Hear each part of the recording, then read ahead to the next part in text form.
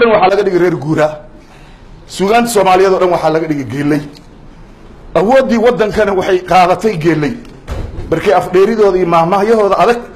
oo wax waliba ku dhisan inda adag waxay noqotay in dadkii ku xishoonayay ilbaxnimada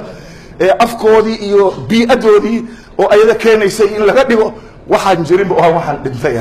calaashan leh maahmaahyahani anaga dadka reer tabareedka afdaboolan gaar waay walaalow ninkii ku yiraahdo walaal uroona dheh balaayadii bahda ka yeerta baarka doonay leedahay wareer cabo waa loo waa bariista meel lagu soo hoobta ma lagu hiira faagto faataxa ku dhashay faataxa madiido igaarna meeshaan waxaa u taalo nimaanan hadlin hooyadii wax ma siiso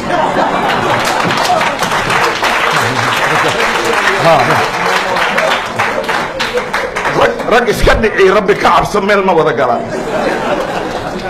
war tolkaada kuma gabay ee afkaaga yuusan ku gabin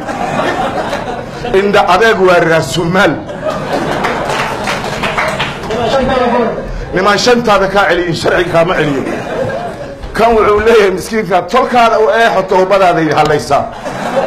asla wuxuu la soo taagay warfaqi tolkii kama janna tago ceeb waa laba cad maroojis adiga isku keenay dadkan gar hadday gelayaan ninna mahmaahdiisa uu ka bilaabayo niman aarsan uu hooyadiisu ku jira iyo faataxa ku dhashay faataxa madiida wax misla galgalan gar isku dhaqan way ma dhihi kartaa